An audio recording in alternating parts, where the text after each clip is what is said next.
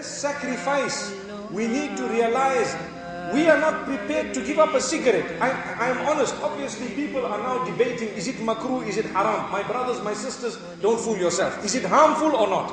The answer is yes, it is. Last week, I was in UK.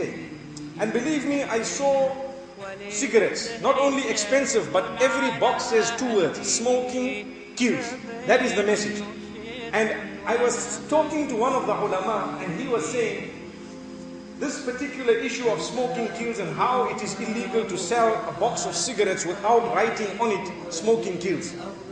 And then he said something very interesting. He said, you know, when the law came out that you are not allowed to sell cigarettes unless you write smoking kills or is harmful to you on the box, all the tobacco companies immediately signed up and agreed, and they said we'll write it in big. Why? They are so confident of their product that no matter how much we tell these people, you will die, they say no problem, I take the puff. Wallahi, look at that. Have you thought of it that way? They are so confident of their product. Who will tell you, brother, you are dying if you enter here, there are lions, and you say no problem, I'll go inside? They wouldn't do that. The zoo won't tell you, it's like bungee jumping in Zimbabwe. They won't tell you, look, you can jump for free, no strings attached. Nobody would go. But at the same time, we, Muslims, we see them writing, smoking kills, and we say, no problem, we're going. They were so confident that they've got us nailed. That's what it is. They've got us nailed. They don't mind. Even if they write to you, smoke 5, you die instantly. We'll smoke 4.5, 4 3/4. And we leave the little quarter. May Allah safeguard us. Is this what? We cannot sacrifice a cigarette. How many of us are ready to throw it out? People died for you. That's why the deen is here today. Hamza ibn Abdul Muttalib was murdered because of you. And you cannot give up a cigarette. Allahu Akbar. Mus'ab ibn Umayr radiyallahu anhu was murdered because of you. And you cannot cover your hair, my sister. If they did not fight, where would we be today?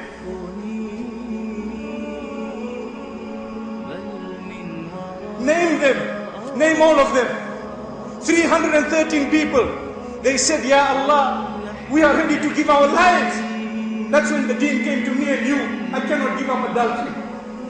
They gave up their lives. Nobody's asking you to kill yourself. Allah is only asking you one thing. Give up your bad habits. Turn to me. They gave their lives for you. Wallahi, they died. They were murdered in cold blood. They went, go and see what happened to them.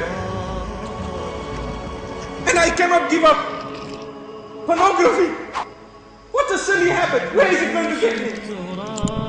What is it? I cannot cover myself for the sake of Allah. And then I want to say that no, I am happy to be an ummati of Muhammad sallallahu alayhi wa sallam. Think about this. It is by far the most powerful question you will ask yourself. Nobody is asking you to die right now and right here. Allah is asking you to serve Him, to worship Him alone, to practice the deen, to put it into practice, to convey it to others, to be kind to others, to be honest, to be trustworthy. We steal from people, we cheat them, we con them, we deceive them, and yet there were people who wallahi have died in their hundreds and thousands for the deen to come to me today, and I don't realize I am enjoying the shahada because of the martyrdom of so many people. Name them. When you read a sahaba's name, any one of the sahaba, when you read their names, ask yourself, this man was martyred because of me. The deen came to me today. What am I doing? I can't even sacrifice for the sake of Allah to get up for Salatul Fajr. Is that the deen? Are you going to die by getting up for Salah? No, you're not. We go to Mecca, we go to Medina Munawwara, we make salam, we go to Baqi', we greet, and we know, we go to Uhud, we see, we feel, the hair stands. Is that where it stops? Think for a moment. Wallahi, they fought with their swords. The enemy came to swipe. They stood so that those who remained carried the deen Today, it is here in Port Elizabeth, strong, live and kicking. Why? Because of the sacrifice that is made. If you are not ready to make a sacrifice, who knows, the deen may be taken away from yourselves and your progeny. And Allah says it in the Quran, very, very loud and clear. It is so scary, but we need to word it to ourselves firstly, and remind ourselves.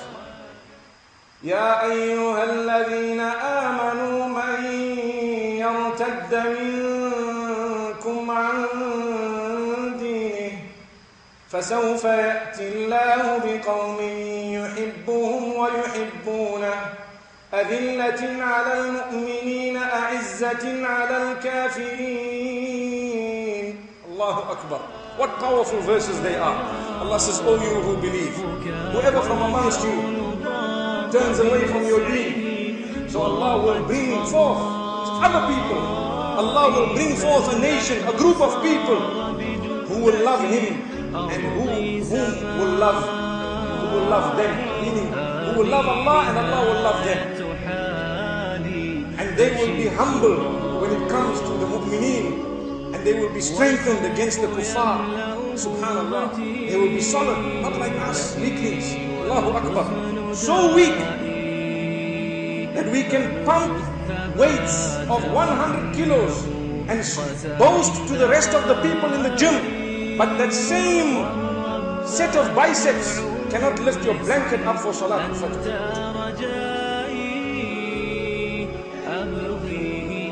Where are we? What are we doing? Why are we deceived? We cannot sacrifice. So this is it. We need to constantly ask ourselves, what have I done?